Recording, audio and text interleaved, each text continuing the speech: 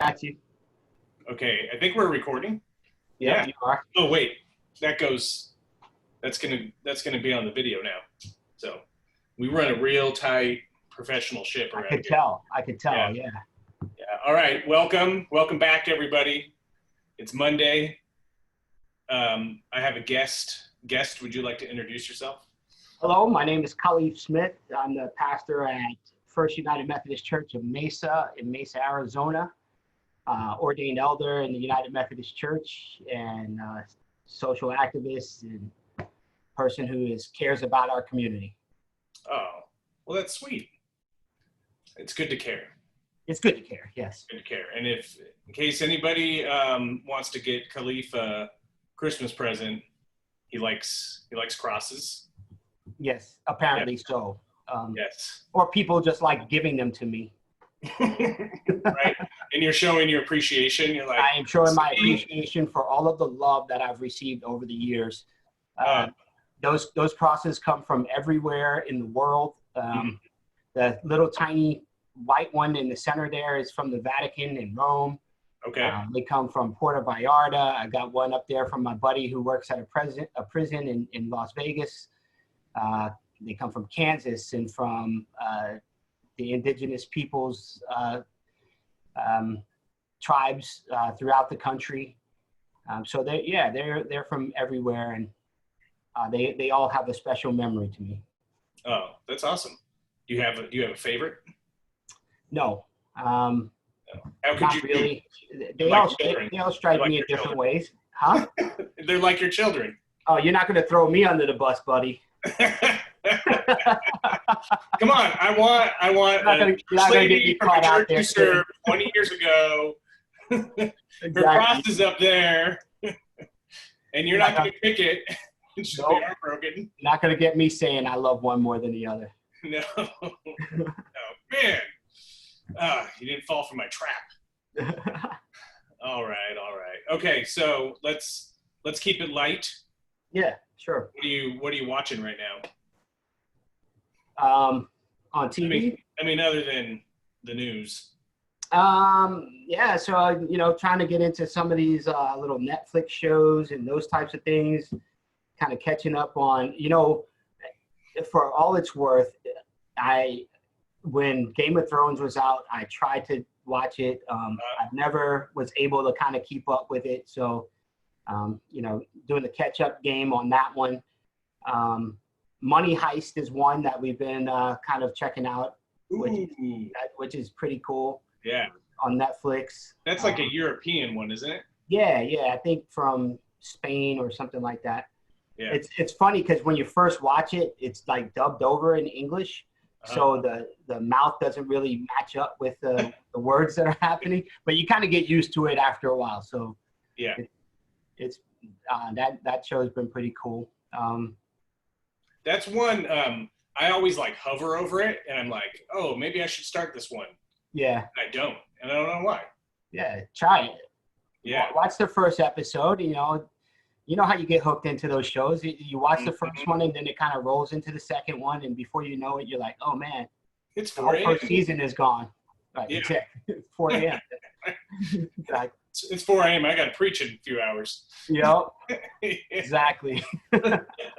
Man, Pastor was really somber. He seemed really tired on this week's message. Yeah. I don't know what's going on with him. Maybe. I don't know. Maybe he needs some more vacation. Let's do that's that. it. Yeah. Of course, everybody believes that we're on vacation right now anyway. So. Well, yeah. I mean, And I've been on vacation since 2015, man.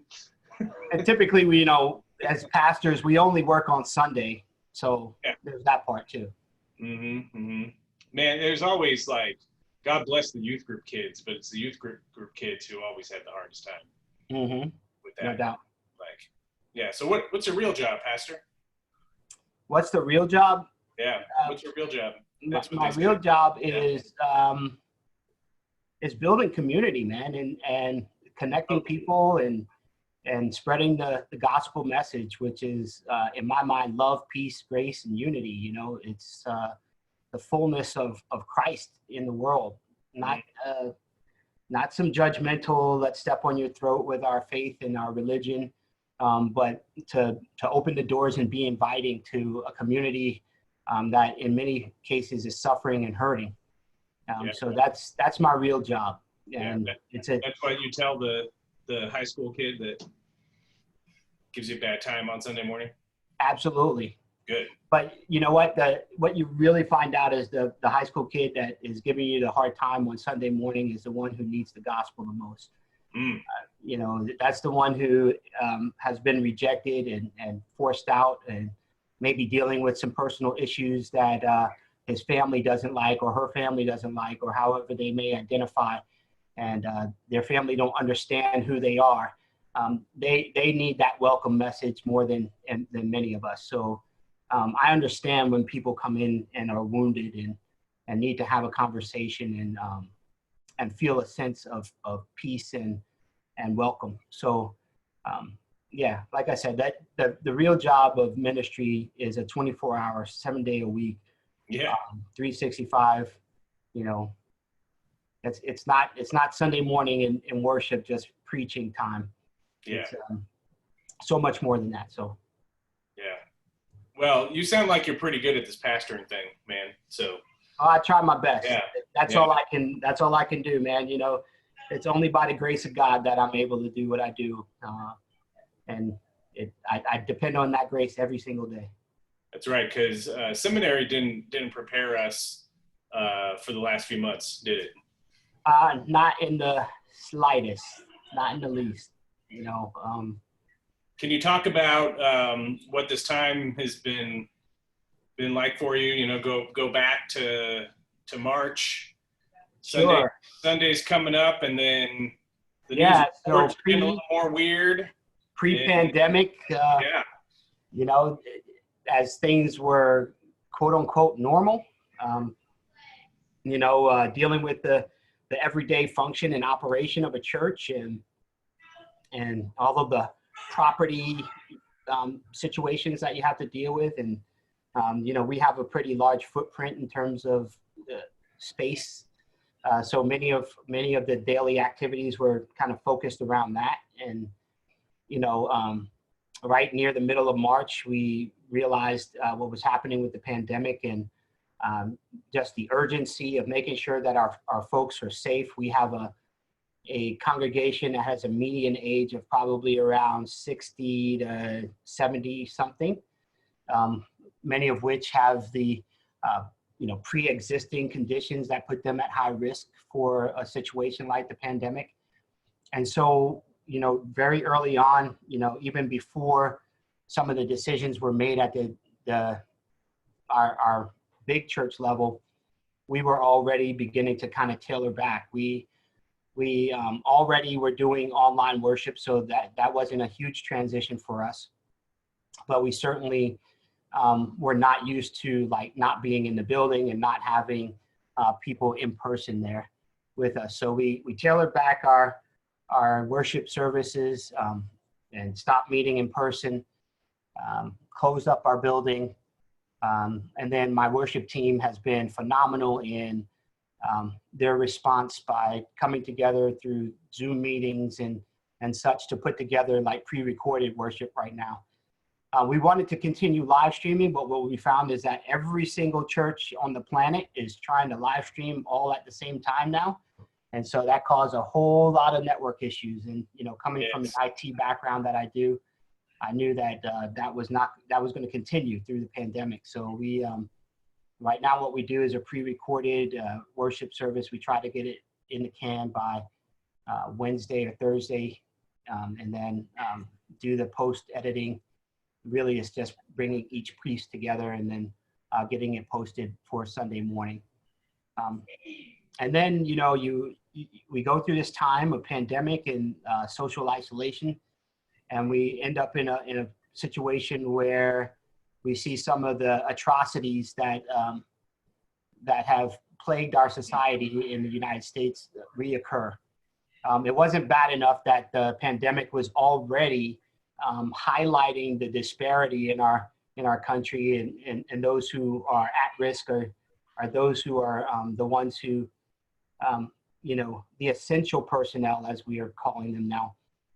or the people in low income situations, people of color, people who are working jobs that are, you know, on the margins, and you know, already that high risk situation was going on, and then we see, you know, a person of color get murdered literally in the streets by those who are mandated to protect our society. And so, you know, just on a personal note, from as a Black man in America, it's completely disheartening and a bit overwhelming. And it's challenging to be a person who is a leader in the church. How does one navigate those waters, say the right things, put forth the correct message? Yeah. When in many ways, you know, I'm hurting as well, and I see the heart of my community kind of being bled out literally on the streets of America. So yeah, it's been a little bit challenging here. Yeah. I apologize for the real life, bro. Minecraft that is going on with the 12 and an 8-year-old, and Melissa Reinders just came in and saved the day. So awesome. Yeah, but you were saying some real powerful stuff there, and I was wondering if I could, you know, just dig a little deeper on that. Yeah, sure. What are you doing? You know, you mentioned the impact this has on yourself. Like, what are you and your family doing to care for one another right now? So for those of you who are out there who don't know, you know, I'm in an interracial marriage. My wife and I have been together for 23 years, 24 years, something like that. We've been married for 19 years. We just celebrated our 19th anniversary. We have interracial children and grandchildren. And so the impact of what we are seeing right now on a personal note is, like I said, disheartening and overwhelming. And so our personal care has been to, first of all, keep it before us, right? That we can no longer kind of turn a blind eye to what's happening. We can't ignore it. We can't say it's going to go away, or that by somehow just trotting along in life that these situations are going to disappear. And so it's been healthy for us to continue to have conversation around it, and to speak with even persons outside of our family that understand and are caring enough to have those conversations without being without feeling intimidated by our use of words like white supremacy or racism, or, you know, those hot button words that absolutely have to be fleshed out. So yeah, so we've been caring for one another. We call our sons and our daughters and continue to have conversations with them. You know, they are younger persons, and they are actively involved in their churches and their communities, and now in the thick of you know, doing the work in the ministry in their own ways as well. So, you know, we have a lot of you know, while we have a lot of not fear but concern when they go out and are a part of protesting, we also understand the reason and need for it to happen. So yeah, so just kind of working through it like that. And like I said, being a leader in the church is, you know, in my mind right now, I'm a little conflicted. On the one hand, I know the responsibility that I have for my congregation, which is primarily Anglo persons, to deliver a message that they can easily, that is palatable, that they can understand, while at the same time, I feel my heart's desire is to, you know, be with my community and stand in protest for some of the things that are happening. So it's yeah, it's a challenge, bro. Yeah. What advice do you have for other leaders right now? I think there's a lot of resources out there on anti-racism work. There are a lot of resources, books and videos and blogs. And, if people want to have conversation with me, I'm always open to those things. But the challenge is that as a community, as a society, I should say, we have to be open to hearing things that are going to be difficult to hear, to have those conversations which are difficult, and press us, in our ideologies, our philosophies, and be willing to have meaningful conversation and to listen and learn. I think there's too many people out there who will have a conversation, but they're listening to respond. They to get their words in and to prove their point rather than to actually hear what the other is saying. It's a time in this country when those who have privilege need to listen with some intention to those who are oppressed. And I can't really say it any better than that, I don't think. Not listening and going, well, what about this? Or what about that? Yeah, I know that the guy got killed in the street, but what about these protests? I think it's morally wrong for people to be running around and burning buildings and, causing violence and so on and so forth. That's not the right way to protest, when for so long in this country, we have been stating and doing everything that you've asked in order to hear our voice. We turned Colin Kaepernick kneeling into a white nationalist protest against the flag, and rather than being against exactly what he was trying to highlight. Peaceful protests have been happening since time immemorial, right? Since the civil rights movement. And, even during the civil rights movement, they shot and killed King. So, what is the right way to go about it so that people's voices can be heard and so that there can be an effective change? I think we are at the precipice of either really doing well at making substantive changes, or we're at the precipice of really doing badly and turning this into a race war. And I think some people are causing or want to cause the catalyst, or want to be the catalyst for causing the latter. And so. What spiritually, faith-wise, how do we put our faith into action right now?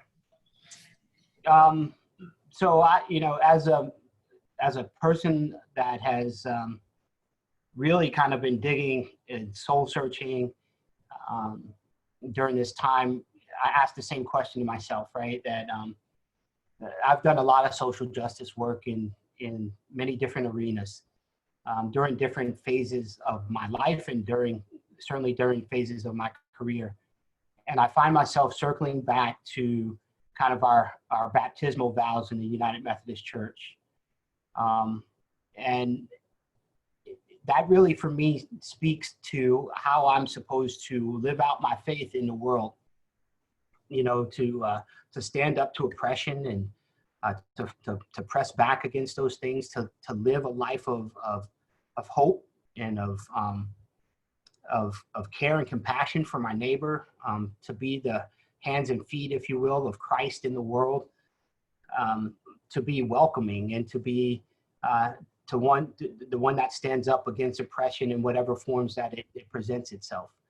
And so in my mind, I can physically carry that out in acts of, sometimes in acts of protest, but in other times in acts of, voting for the right people, making sure that our leaders are those who understand and have care and compassion for their communities.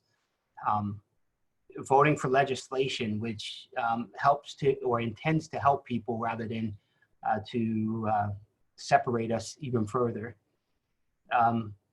to be a community leader in the way of teaching and having conversations and opening the door to people's learning, because I understand that learning and knowledge is power, right? And when we help people to better understand the world around them and the context in which we talk about these issues, I think that moves them along.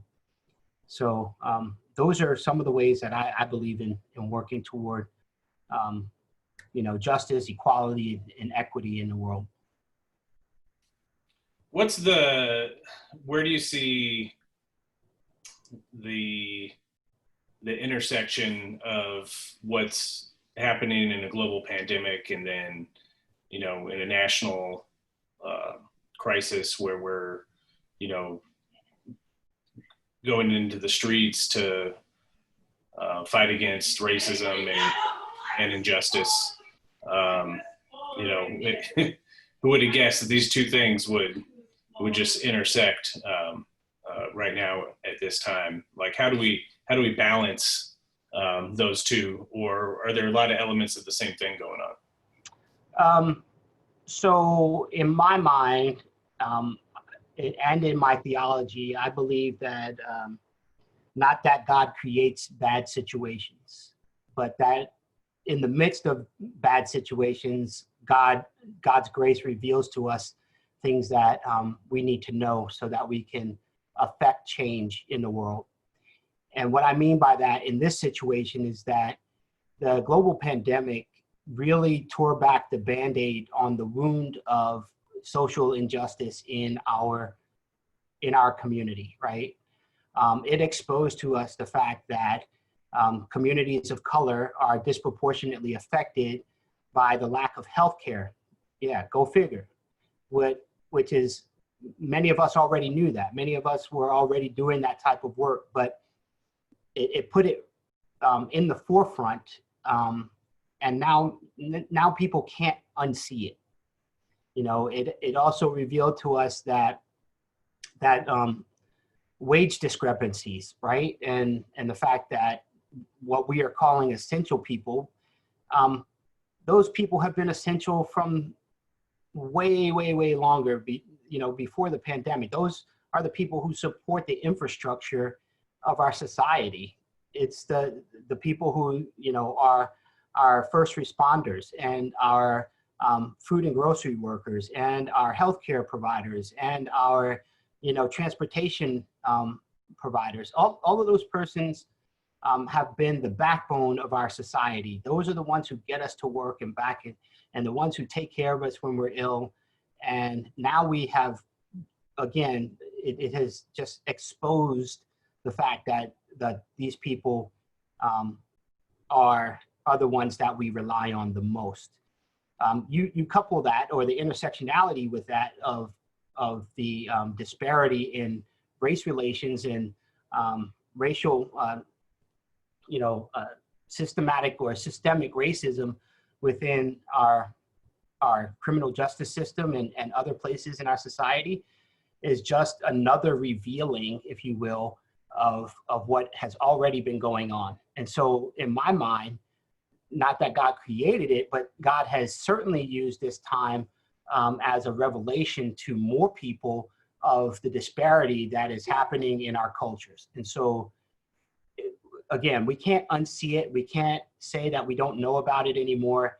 I think this is a time of critical change and a time of transformation if we allow it to be. And if Christians get active in doing the work of bringing forth equality and changes in systems, then I think that's how God will use us to make those things a reality. Amen. All right, we've come to the time of the show where you get to ask me anything. Oh, wow. Yeah. So, so what do you think about, I'm a big sports fan. I love. I was going to ask you about sports after this. So good. Yeah, man, come on. We gotta lighten it up a little bit, I know. Yeah, man. Why'd you have to make this so heavy? Right. Exactly. the truth is, brother, that and I'm gonna take to a serious place one more time, just because I think it's important. You know, I have a lot of white friends who are asking the question, "What do I do right now?" Right? And how can I, you know, how can I participate? How can I have the right words to say without, you know, feeling like I am using my privilege to silence the voices of those who are rising up. And so I'm not going to ask you the question of what do you think that you can do. I'm simply going to put it out there as this, you know, continue to be the support mechanism. I believe that those who have privilege in this country, when they recognize their privilege, will know how to use it, and not just avoid the fact that these problems are happening. And so it's easier for me, or better, I think, in this moment to say, you know, it looks like the Vegas Golden Knights are going to have their time to play in the Stanley Cup again this year, as they're trying to finish up the hockey season. I know that the Coyotes, or whatever, the Wolves or the Dogs or whatever they call them down here, are going to have their opportunity to play in the playoffs. Where are you guys at? What are your teams? You know, your Knights got to go through the San Jose Sharks. Yeah, who beat us the last time? Yeah, I understand that.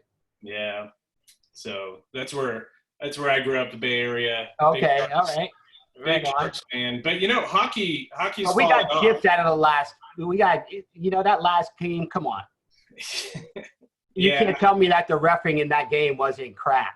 It was impeccable. Impeccable. Impeccable. My team impeccable won. 8 minutes of free shooting at our goalie. Yeah, that's. Yeah. Well, then maybe you should get a better goalie. Right. Maybe you should get two goalies. Yeah, no Put two doubt. goalies in there. We have one of the best in the league. There's no doubt. So is that what sport you're most excited to see back? You know, I've always been a baseball fan, so I'm a Yankee fan. I grew up in New York. I grew up in the Bronx. I'm a Giants fan. Yeah. You know, for what that's worth right now. Yeah. And I used to be a huge Rangers fan. But my time spent in Las Vegas, being a pastor to the community there, at the time of 1 October, endeared me to the Vegas Golden Knights, and so that's why I love the Knights now. I always say you should adopt a team, like where if you're living in a place for any significant amount of time, you should adopt one of the teams. I agree. It connects you to community. You know, it's a way of joining a collective spirit of gathering. Yeah. Unless you're in Los Angeles, you should never adopt a Los Angeles team. Agreed. For any reason. Yeah. That's where I find solidarity with my Arizona sports friends. No doubt. Yeah. All right. Closing segment here. What's a word of hope you have for everybody out there? A word of hope is simply that, you know, we are still, in my mind, empowered. You know, this time of Pentecost reminds me of the birth of the church and God's Spirit descending upon the people who would go forth and do the work of building community and speaking multiple languages so that all understand the Word of God. And so for me, the word of hope is that God's Spirit is still descending upon us, is still emboldening us and giving us the spirit of fire to go forth into the world and to reach new people and to preach the good news of the gospel, that the kingdom of God is at hand. And it's very tangible, not just in the hereafter, but in the here and now. If we are attentive about doing that work, and I'm attentive about doing that work, and I hope that, you know, you and all of those who hear this message or watch this are about doing that work as well. Help us. You know, that's really what it's about. As a community, we understand the past woes and the harm that has been caused, but we also know that systems of oppression need to be torn down. here in this country and throughout the world, so that we can live in peace and harmony with one another. And I believe that that goal is attainable. So. Awesome. Well, thanks for your time. Always an honor, a privilege, sir. Dude, the honor is all mine. I appreciate it. Thank you for asking me to be a part of your program. Yeah. Like I said, you go out there and you like the post, you're gonna end up on the show. So all seven of the same people, including my wife and mother-in-law and Dave Wasson. And by the way, tell Dave whenever he wants to, get down on the salsa competition, he doesn't know what he's in for. So did we hear it here first? Huh? Yeah. Did you just throw down the gauntlet? Yeah, I'm throwing it down. I'm throwing down the gauntlet right now.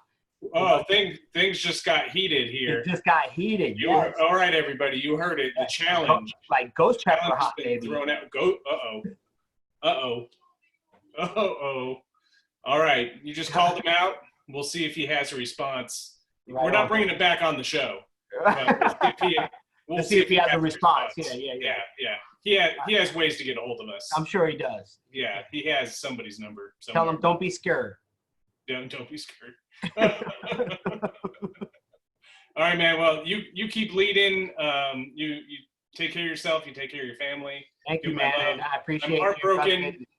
Yeah, I'm heartbroken that we don't get to hang out at annual conference this year. Yeah, I know. That's it's a bummer, but we'll find some time. We'll definitely make it happen. Yeah. I'm doing a lot of work with your wife on the worship services for annual conference. So yeah, she's got to be done with that mess. Yeah, no doubt. We'll have to get that squared away, and then we can go have a couple beers. How about that? Yeah. We had a beer on this couch. Did you? Remembering now. Yeah, we did. Yeah, Yeah. before. Yeah, After before. you got approved to be ordained. Absolutely. Yeah. Well, I'm ordained now, so it means I can drink more beer. Yes, that's in the Bible. That is. On that note, thanks for joining. Yes, We'll sir. see everybody next time. All right, brother. Peace out. Peace out.